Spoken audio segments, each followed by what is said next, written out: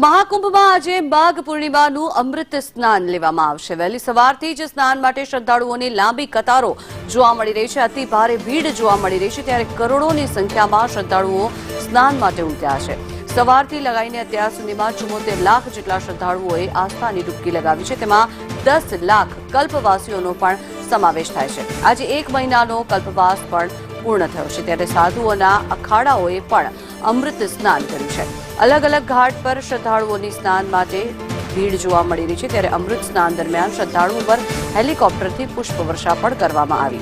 CM Yogi Adityanath पण आ स्थितिनुं monitoring करी रह्या छे, त्यारे सवारे 4 वाग्याथी सीएम योगी समग्र स्थिति पर नजर राखी रह्या छे। मेळा क्षेत्रमां नवो ट्राफिक प्लान पण अप्लाय करवामां आव्यो छे। मेळा क्षेत्र सहित समग्र शहेरने नो व्हीकल झोन पण जाहेर करवामां आव्युं छे, जेथी करीने लोकोने तकलीफ न पड़े त्यारे मात्र तंत्रना ज वाहनोने मंजूरी आपवामां आवी छे। अन्य जे वाहनो छे तेमने मंजूरी नहीं आपवामां आवे।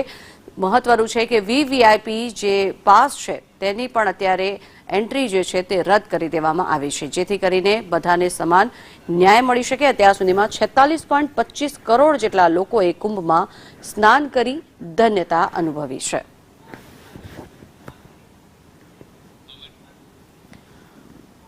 तो आ दृश्यों जे आप जोई रह्या छो, हेलिकॉप्टर मांथी पुष्पवर्षा करवामां आवी रही छे।